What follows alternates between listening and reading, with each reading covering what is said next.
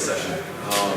I have the opportunity to work with, as part of my role at Hughes, I work with a lot of restaurateurs.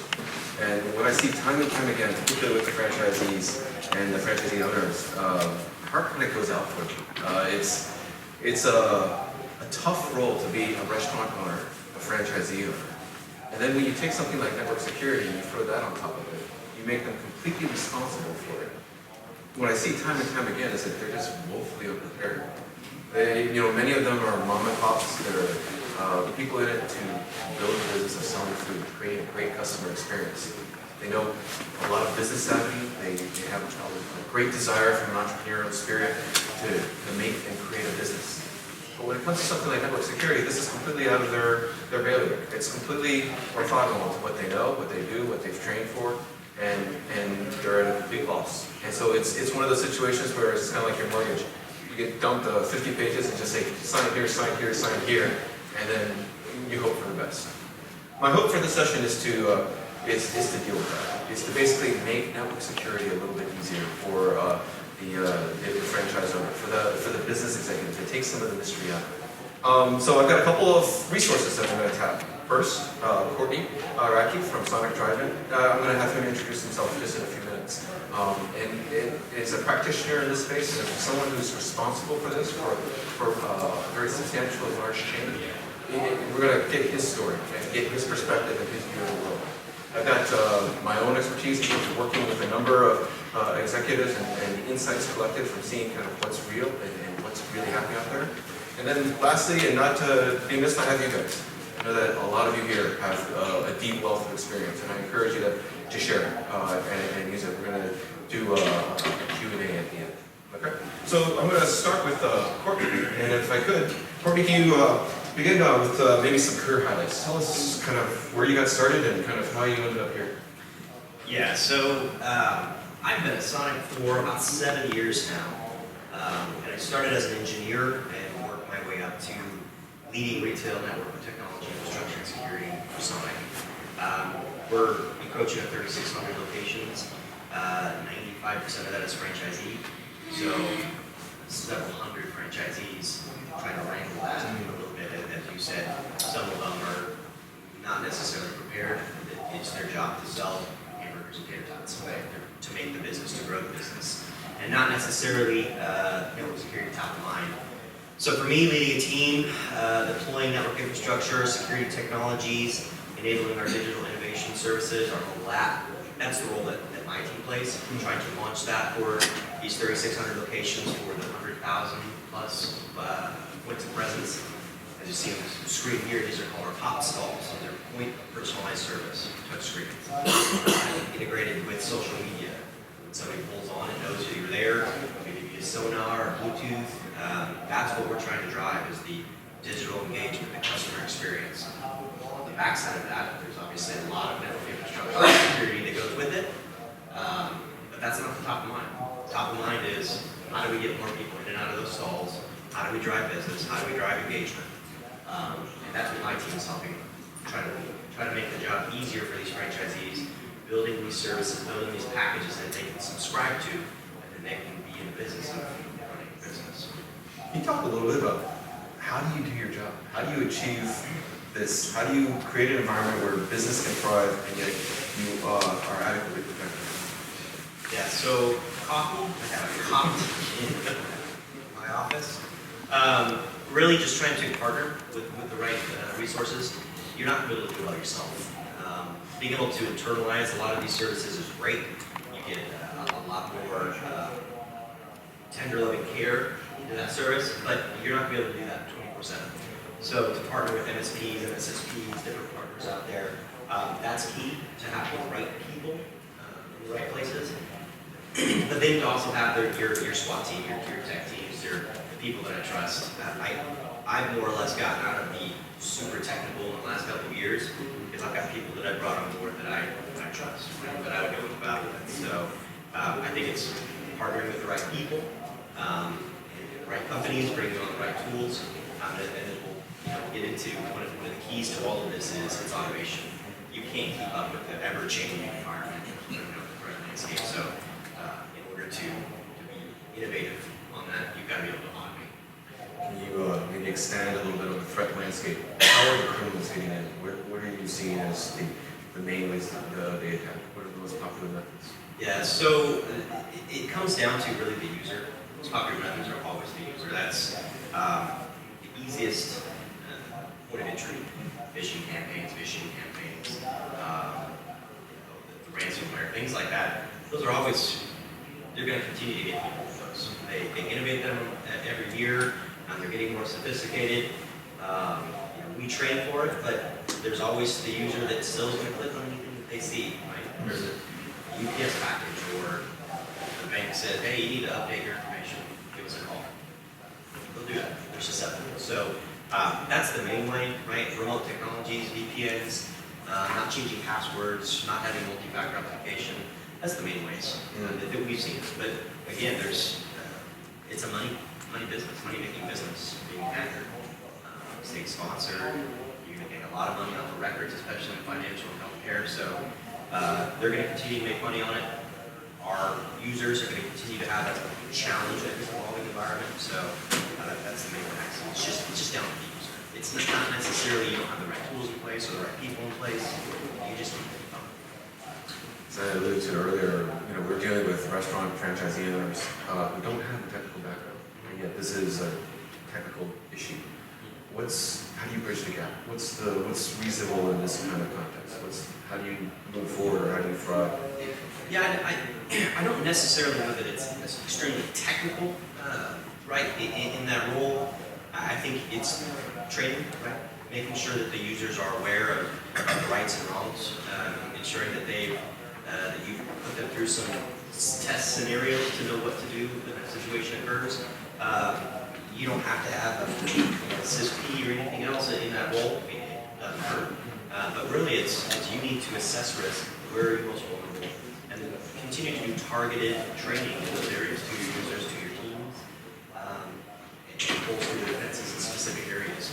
You have to know where you're vulnerable in order to be able to protect yourself. So assessing that risk constantly, assigning value to them, and focusing on it. It's probably challenging to keep it top of mind, but it's like anything else, just through repetition, through continued evolution. Now, security continues to change. Our training, our communication about it needs to continue and evolve with that. It has to update, otherwise it just becomes noise. Right? If you continue to run the same campaign of training over and over and over again, your users are going to start to know the patterns. All they're trying to do now is pass the test. They're not actually making. And so you need to make sure you're evolving your training to the natural. In network security, there's this concept of due care. It's the idea that there's a certain level of responsibility that you have for protecting yourself. It can get expensive. So how do you kind of balance that? What is an appropriate amount of security, an appropriate investment of security? That is a very, it depends. It depends on how large your business is. It depends on what your business is. What are you securing? Are you financial? Are you healthcare? Do you have a lot of IPO? Do you have a lot of PII?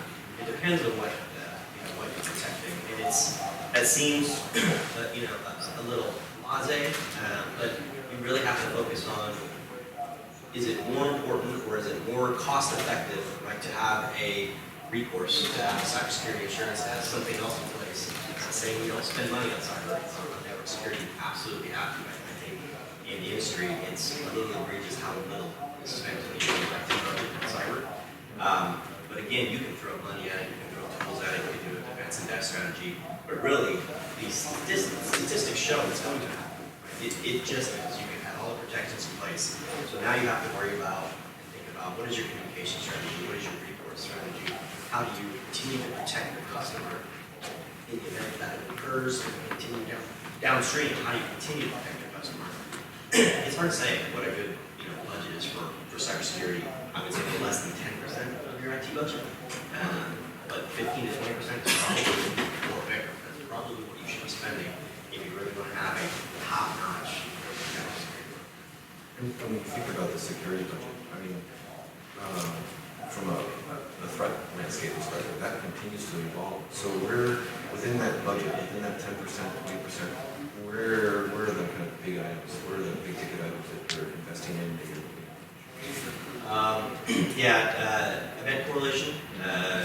user behavior analytics, network behavior analytics, and find a partner, an MSSP, to partner with, to be your 24/7 eyes on glass, right? To be the event monitoring and alerting for you. That's where you're going to see a lot of your spend. You have, we keep going between in the industry. Do we put a bunch of endpoint tools on there? Do we want to go to the client and watch it? Do we want to watch it at the edge? I think it goes back and forth a little bit. Because the people and services, the MSSPs, is where you're going to be spending a lot of that money. And then again, as your revenues hopefully are growing, IT budgets are still continuing to shrink. And I don't necessarily know why. It should be more important, but it's going to continue to shift towards driving digital innovation, putting out those apps, and reaching out to customers. And unfortunately, it's not trickling down into, now we have all of this exposure, and we have this mobile app that's on millions of customers' phones. We will need to put another investment back into the services and technologies that now secure that mobile app, that secures those phones of entry. We put significant time, effort, financial resources into that.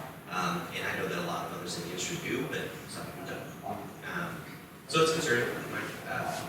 Just as you said, signing off on a limit, just all download the app, all download the updates, right? And without a second guess, I'm not reading. Should, but most people aren't. It's remarkable. Just listening to it. Previously, the job was just to secure the point of sale system. Now we have all these ancillary systems within the restaurant from a technology perspective that need to be protected as well. Yeah, every one of these stalls that we have here is an unattended payment. Every one of them has a card reader, Bluetooth, sonar, some of them have EMV, every one of those. And so instead of having a drive-through and a couple of counters, we've got 30 to 50 stalls at each store. We have over 100,000 unattended payment terminals. So now everybody that drives a lot has a mobile app. They connect directly into that stall.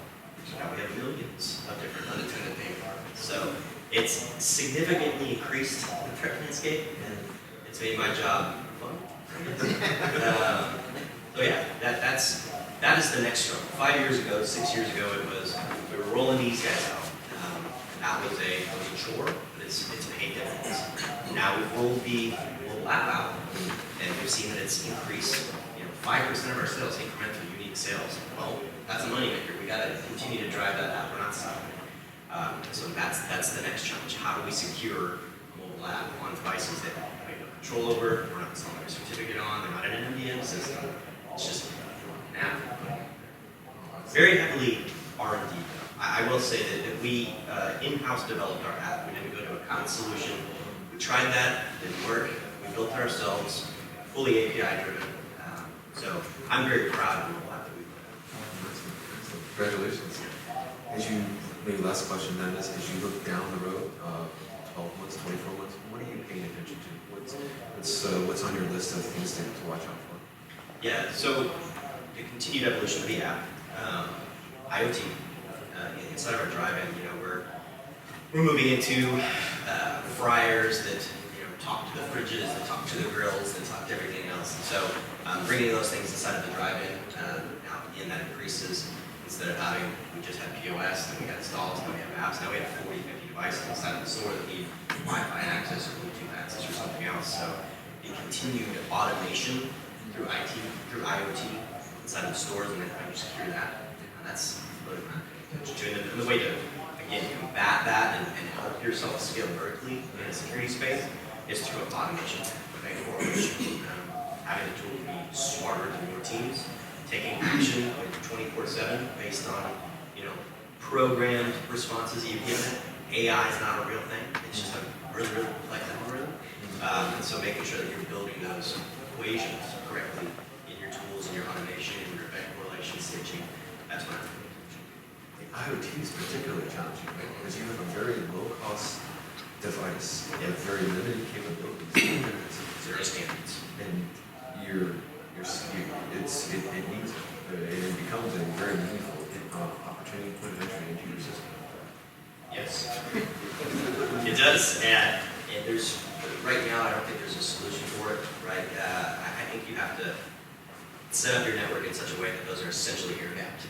That they're on a network that, even if something was compromised, that they can get to absolutely nothing. shield yourself, put in a barrier between you and those IoT devices until there's some sort of standard on, somebody set a rule that they must adhere to this, because right now, it's not that. Do you have any final words of advice if you were talking to a franchisee or a restaurant owner as they think about network security, what they should kind of be thinking about, what should be doing? Yeah, so my favorite thing to go into a restaurant or into a location is if things are standardized, it makes the job so much easier. If you have 30 different DVR vendors and 20 different companies doing all of these other things inside of your store, it makes things very difficult. You can't set a policy, you can't set automation, you can't do any of those things. But if you start to see this is a pattern that we've set in all of these stores, we agree that this is our tech stack, this is our pattern in each one of our locations. Now I know what is acceptable behavior inside of the stores. Now I know what it looks like when the store is running correctly, when things aren't amiss, and I can set rules around that. So that if I see anything go outside of the guidelines that we've set, I can take action on that immediately. So standardize, right? Unfortunately, a lot of these locations, some locations that's all they do. They have locations set up just to hire people inside of the city. They're the main employer in the location, and it's not necessarily that they're trying to make money off of one of their restaurants. And so spending money on IT is hard. Make it easy for them, build a package, standardize packages, it's hard out. So training and standardization, I think, is one of the main things you can do to protect yourself and then help the brand. This is the classic franchise problem, right? Trust the brand, trust the system, and follow it, adhere to it, and it'll go well for you. Yeah, unfortunately, for good reason. There have been a lot of cases where they feel like there are instances where that's happened. It's unfortunate, right? The last thing we want to do is have any harm done to the customer, harm done to our franchisees. We want to continue to build that trust and equity. And I think by putting down, doing due diligence, and providing these single packages, right? You purchase this, you purchase into this service, and we got you back, right? You help us help you. And I think that's what we're trying to do. Excellent. All right, well, thank you, Courtney. I appreciate you taking the interview and the absolutely. We're going to shift a little bit now and talk a little bit about some other principles, and I welcome your thoughts and ideas. As we think about network security, as we alluded to earlier, it's a black box for most people. It's something that I know I need. I know that it'll threaten my business, but the idea is that we really can't afford for it to continue to be a black box. And so, really, what we're going to try to do in this next section of the session, if you will, is to try to open up this box a little bit. Let's just make it a little bit easier to understand. And ultimately, my grand ambition for this is you'll walk away with a much clearer understanding of network security and at least an idea of how to proceed for yourselves, but also importantly for your restaurant owners and your franchisee owners too as well. So there's a lot to talk about. There's a lot at stake, and unfortunately, in North America and the U.S., we get our unfair share of the problems when it comes to the cost of a breach, and it's challenging and it's surprising as you think about what's at stake and just the sheer magnitude of dollars. We could run a business model here where, on a random throw of the die, you may wake up one morning and you've got an $8.2 million problem facing you that you need to deal with to a large extent.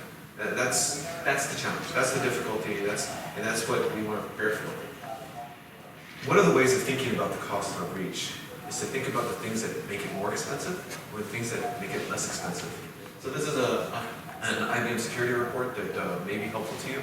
They went out and interviewed 500 different companies and started trying to assess, when it comes to the cost of a breach, what are the things that makes it more expensive?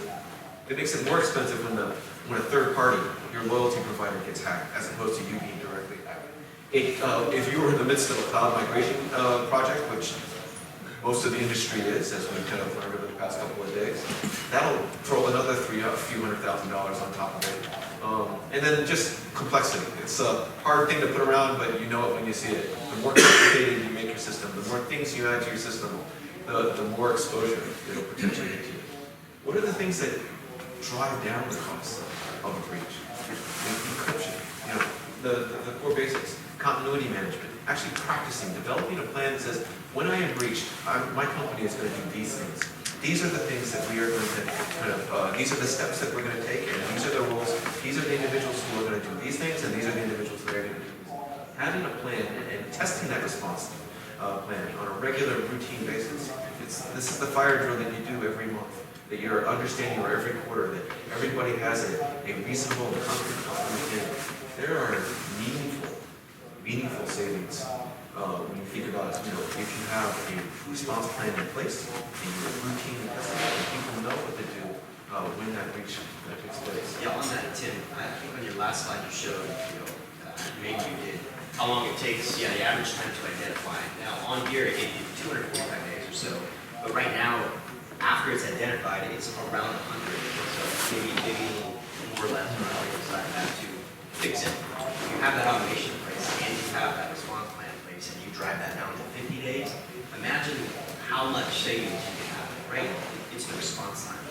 When you found it, how quickly can you fix it? If you don't have a plan in place, it's going to span that time to fix it so much more.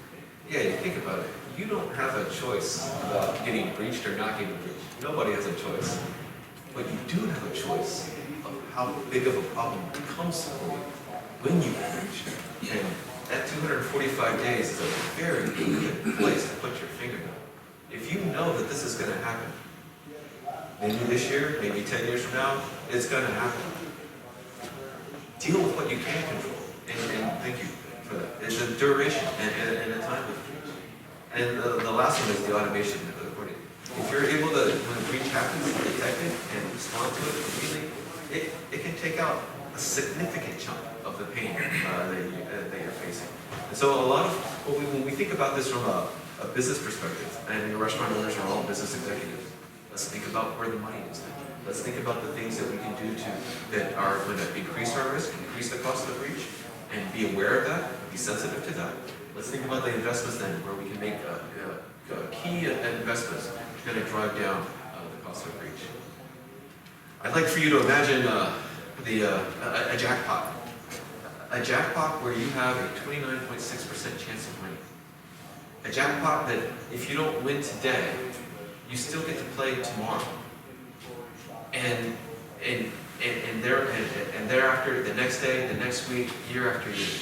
And my question to you is, if you knew there were a few $1 million at stake for you, how much would you pay to play? Because the standard now today is a 29.6% chance of getting breached. You have a 29.6% chance. And what's shocking about this is, the last thing that I forgot to mention is that every year after year, it grows. It increases another 2-3%, whatever the case may be. And so when you think about it, we say, hey, this is likely to happen. This is going to happen. It's not if, it's when. So when this happens, what are you going to do? How are you going to be prepared? It's like saying that, hey, I know you're going to have a fire in your restaurant within the next 5 years. So what are you going to do about it? And the idea here is to say that with probabilities this high and this serious, yes, it's a black box for most, but you can't afford to kind of miss it. This is as critical to your business as your food supply, as your food safety, as your employee resources too as well. And so as we start thinking about it, what are we protecting? Can you walk us through this? What is it that you think of? Where are the things and the assets that we're going to hit? Yeah, again, previously was POS. You're talking about hopefully encrypted payment data, but older systems may have had clear text payment data. Right? Maybe it was just exploding in the pan. Maybe it was full user data. Again, PII. And as you're continuing to collect more from the mobile app, as you're trying to have gamification and build in social media, you have a lot of information on these customers. A lot. Even coming down to bank information. Right? If you're allowing gift card and bank card on your app, you have their banking information. So, and an IPO, right? What you pay for a supplier for X, maybe another company wants to have that information so that they can now squeeze that vendor. There's so many, all of this and more, right? It is what we as restaurants and retail, we have a lot of data on our customers. We have a lot of data from a financial standpoint. We have HR information. We have healthcare information. We have a lot of stuff in our databases, in our stores, running through our systems at any one time. That's scary. You know, we've been talking a lot about, when I look at the restaurant industry, where's the front line? Where are people where are the different brands competing with each other? Customer experience comes up quite a bit, and inside that customer experience is this idea of personalization. It's this idea of saying, I know what my customer wants. I know that this is a soccer mom on Thursdays who has 3 kids and is always buying, these certain foods. We're not just talking about credit card information. We are talking about your best customers, your most frequent visitors, and knowing exactly what they want, and then being able to give them proactive offers so that it'll just make life easier for them. Well, so it's with that great insight and capability comes great responsibility. You take your best customers and you let all that data out in the wild. Now suddenly the entire industry and the entire world knows this is a soccer mom with 2 kids who goes and every Thursday afternoon is buying a meal because she's got soccer practice and needs something quick for her family. And so now you let that level of intimacy out in the wild. And for some of the marketing campaigns too as well, think about what we're doing here. We want to get closer to our customers. We're monitoring their Twitter feeds. We're monitoring their social media. We're collecting all the other things about them too as well. And again, these are your best, your most loyal, your strongest fans. And this is the data that you're sitting on. The laws have lots to say about what you do with credit card information. W-2 forms, Social Security. What about the part of knowing that the soccer mom has soccer practice every Tuesdays and Thursdays at 4 o'clock with 3 kids? These are the kinds of things that we want to think about. The kind of intimacy as you become more and more intimate, create that greater experience of your customer. Now you've got a much greater responsibility with a greater problem in your hands. Speaking of the loyalty, one of the shocking things that I've come across is looking at the contracts of some of these loyalty contracts. When they get breached, the question I have for you is, when your partner, whoever they are, on the loyalty side, on whoever's involved in your world, we talked a little bit earlier about when a third party is breached, it becomes more expensive for the restaurateur. When they get breached, who's responsible for that loss of data? And what was shocking to find out was, in many cases, it's not the third party. It's not the loyalty. The loyalty guy gets breached, and you, the restaurateur, are responsible and held liable for the issues. So look at the T's and C's and look through them and try to understand, make sure that this is not the case. And if it is the case, make sure you know that it's the case and you're properly prepared for it. One of the shocking things to think about when it comes to restaurant security or network security is it's not just about you. It's not just about you. It's about the people you work with. Yeah, no, so I'd say an important note here, and I think a lot of industry, a lot of companies should be doing this, is have an ironclad MNDA, have a data privacy and data protection clause in your MNDA. We limit a lot of companies that we work with. They don't sign our data privacy and protection policy, which really shifts all of this responsibility to them. They must have all of these things in place before we do business with them. We put them into every single contract. And so, forcing your vendors, if they want to work with you, if you want to work with them, you need to have some control. I don't want to accept the controls and everything else because I don't have any control over that.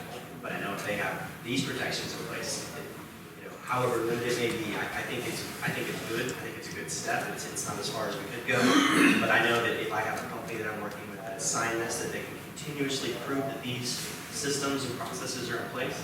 That goes a long way to easing some of my concerns. Not all of them, obviously I have to have controls in place, but limiting the vendors that we do work with, the ones that we do, all sign our MNDA and privacy protection. As Courtney alluded to earlier, the weakest link when it comes to network security is the people, right? You can put up layer and layer and layers of protection, but nothing protects you against the employee that opens the front gate and lets the person in. So when you think about it, this is a problem. This is probably one of the biggest problems as we think about, it's unfathomable. Your greatest threat, if you will, is inside of your organization, not on the outside. It's the employee who basically opens the front door, unlocks it, and just basically invites them to come in. So the basics of the phishing emails. and the challenge here for you is, as we discussed a little bit earlier, is to how do you creatively continually put this top of mind, front of mind, in front of your employees to the point where they start to look at this with the same care and greed as they take care of their own personal credit cards. Yeah, and the subtlety of the limitations are just going to continue to get worse and worse. I mean, we're going to get, people are just going to get to the point where they're not thinking. The one thing that I would highlight of all these, the spelling errors, the grammar errors, they tend to have cleaned that up quite a bit. But the one thing is that last one, whatever things are showing up, your employees need to know this idea. Hover over it, look at the link, and if the link isn't going where you expect it to go, that's a problem. That's a problem. You don't touch it, you notify somebody, and you deal with it, and you just simply stay away from it. The number one thing, if I were to talk to restaurant employees, I would say over and over, and you're going to have to find 100 creative ways to do this so that you can tell them 100 different times. Hover over the link and understand where it's going. If it's taking you to where you don't want to go or don't expect to go, don't touch that link. Because that's just opening the front door. And that's, I think when we think about the challenge here, it's a simple problem, and it's a known problem. But nonetheless, it's a very difficult problem to fix. According to Luigi earlier, yeah, there are much better solutions now for this, right? You can protect your users, your customers, right? Putting them through a scanning system, or putting them through a sandbox that you're detonating these links every time they come in before the user even clicks on them, and you disable everything in that email. But it shows up here, disable click to enable, right? Don't allow that. If you have a sandbox technology or something else, a detonation technology to parse through all these, to scan through everything. Now that's on your corporate email. You cannot help them on their personal email or anything else, but at least if you limit the exposure, right, like your systems that you control, that you manage, send all of these through, including attachments through a sandbox tool, that'll limit a lot of this. But still, you have to train them. Absolutely, you have to train them. But there are now tools that are much easier to deploy, much easier to manage that you can put in place. And if you think about what the cost is if somebody clicks on one of those, very cost effective. absolutely. And you put a good point there too as well. Keeping the employees' private stuff off the corporate systems. People are people. They're always going to be looking for ways to get around their system. Can you step us through these basic principles? Yeah, so an operational do no harm is we want to implement as much security as possible, but we still need to be able to do business. There are some things that we don't want to inhibit the innovation, we don't want to inhibit the customer experience, we still need to implement security controls. And PCI DSS, you all have to have it, right? You get fined if you don't have these controls in place, but it is more or less, right? There are some more stringency in 3.2, a rubber stamp. There are a lot of things that it just does not go deep into. It's a lot of times at the auditors, what they feel at the time. It's an opinion-based passing system in a lot of these cases. Knowing what's on your network, we have hundreds of thousands of endpoints. And again, we have franchisees, and a lot of companies have franchisees or vendors or somebody else inside of their systems that want to hang something off over here, want to spin up a wireless network, want to hang an unmanaged, unmonitored switch off. It's very, very hard to know what's on your network at all times. Now, you implement controls, network access controls, so you know when it comes onto your CDE, comes onto your system where your data is.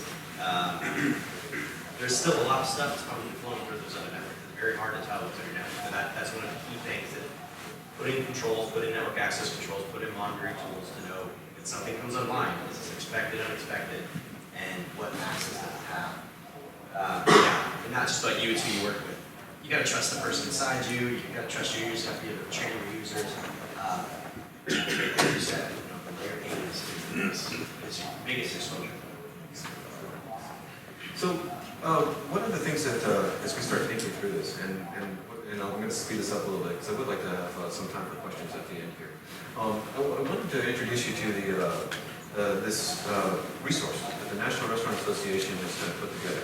They took a team of cybersecurity experts and they basically went through the NIST framework, their security framework, and they dug deep in saying, how do we take the NIST network security framework standard and apply it to the restaurant industry?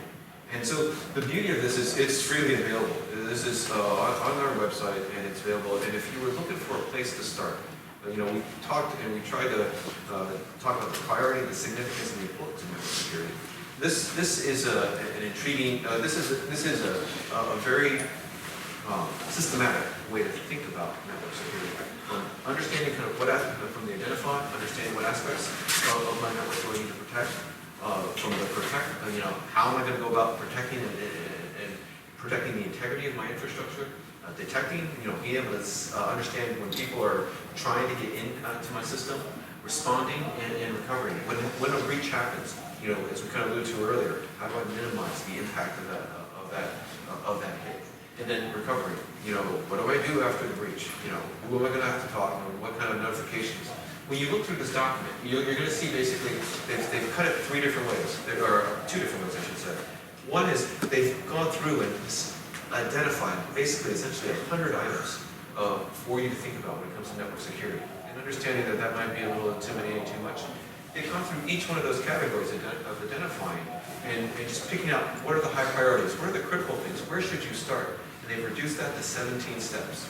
So there's 17 between each one of these. What you're going to find is this is very similar in theme and methodology to how you would run your business. It's basically just saying, when I look at my business in a holistic manner, which pieces of it do I absolutely need to have in order to keep running my business? What can I afford to lose? What are the items? And the idea is, this is not just a good technical exercise, this is a very good business exercise.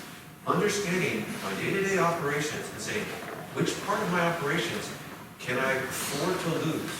And if I were to lose it, for how long can I lose it and still run my business and run my restaurant and create the kind of experience and go through it piece by piece by piece and start to understand, because you want to start setting up, it becomes essentially a roadmap of how do I prioritize the protection of the system. You can't just go from nothing to a full-blown protection. It's going to be kind of an evolution, a journey. So the question is, where do you get started? So the whole idea of identify is understanding your business, understanding what are the critical weak points that if I lose this capability, making credit card transactions, or getting a ransomware attack on my sales system, then I'm done. I have to shut down the restaurant and I have to wait till this gets resolved. It's understanding all of that level of understanding of your business, how it flows, how it works, and then understanding, well, if I have a credit card terminal that I lose, well, maybe I lose one out of 3 terminals, and now instead of having 3 lines, I only have 2 lines. So there's, and understanding that's a very different impact than losing the whole thing and having to shut the restaurant down. I can still operate, longer lines would be the consequence, but I can still keep the restaurant open. So the idea from an identify perspective, and you're going to see these actually also for the protect, how you think about protect. There's some highlights here, like remote access is the most common problem of how people get into the network too as well.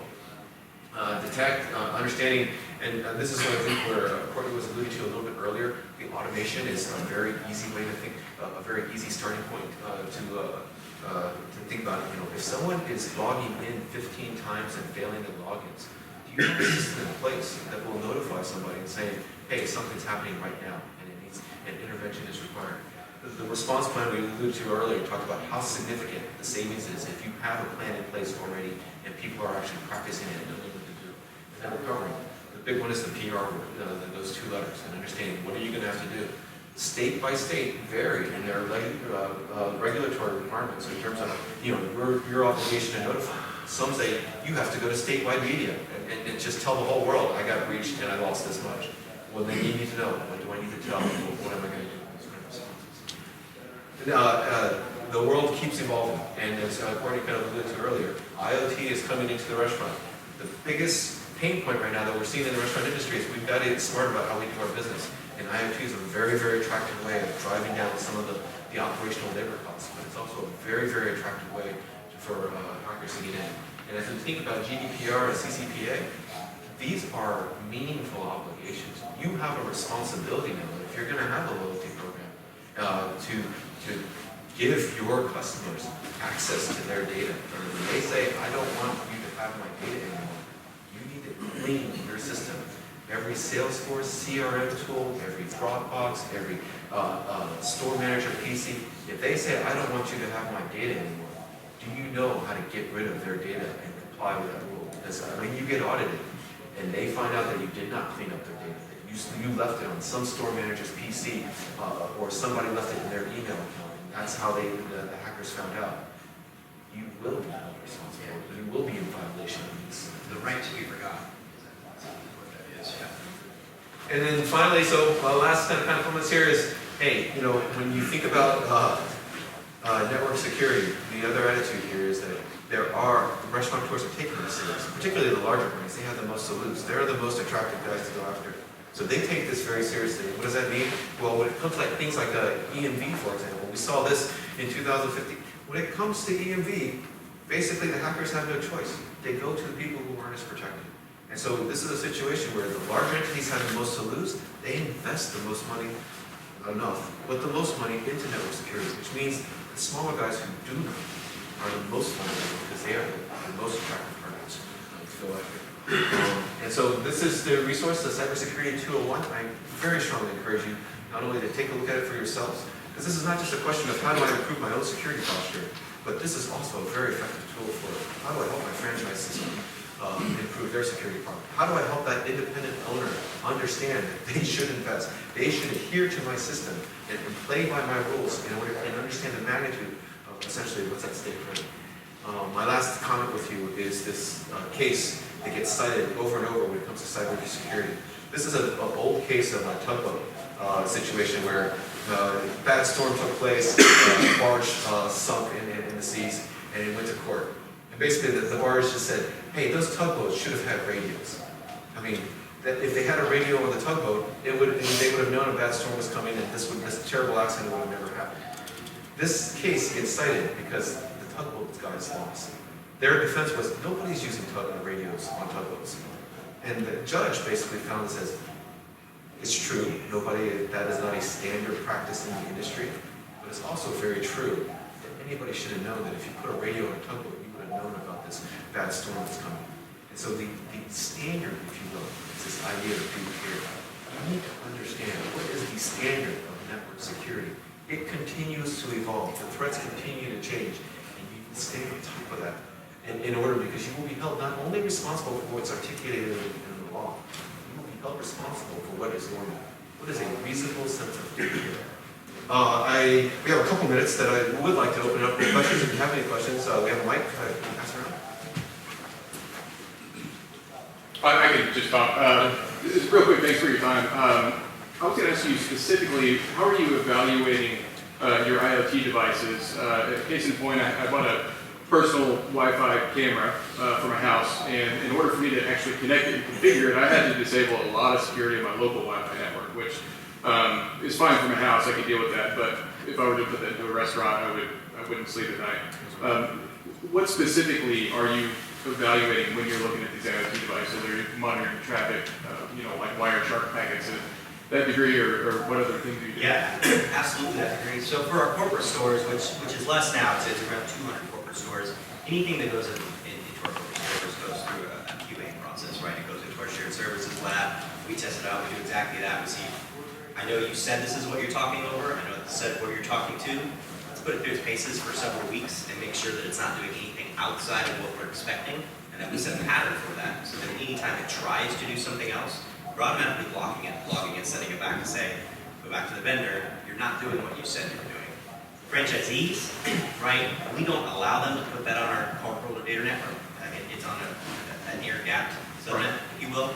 And until they adhere to a standard that we publish, right, we have approved vendors that we have on our PartnerNet SharePoint page.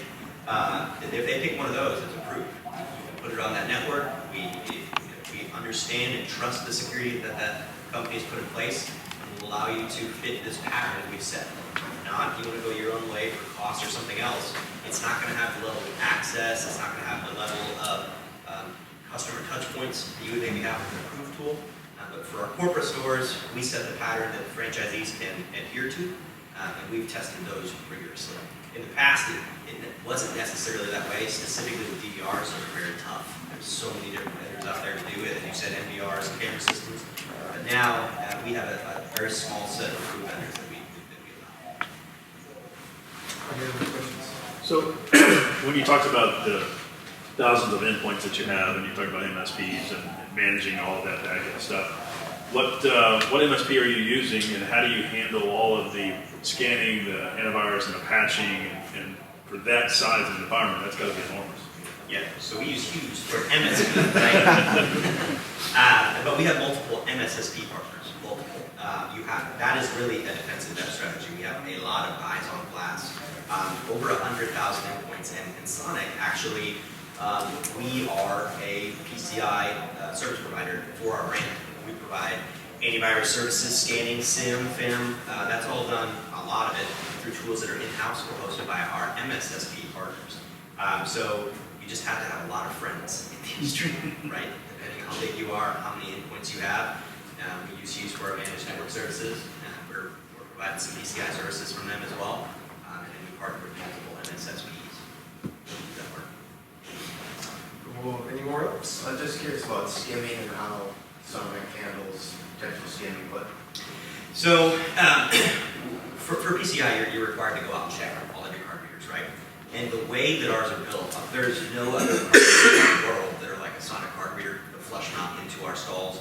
It is very, very hard to put a skimmer on there that you're not going to notice. They're recessed, they're flush mount, they're light up. If you block the lights, right, you're not going to build a skimmer that's also going to have sequential LEDs when you know when your card is being inserted and taken out. So we've not had a single skimmer that's been found. We've been tested, independently audited. It's tough to find one of those in the Sonic. But in some other locations or ATMs or something, I've seen some very, very elaborate full solutions that fit over the top of an ATM, and unless you were really, really looking at it, you couldn't tell if it's there. That's one of the things that PCI, it requires is you have to do that once a day, check, right, to see if they're there. For us, it's pretty easy. You're gonna notice it at a Sonic location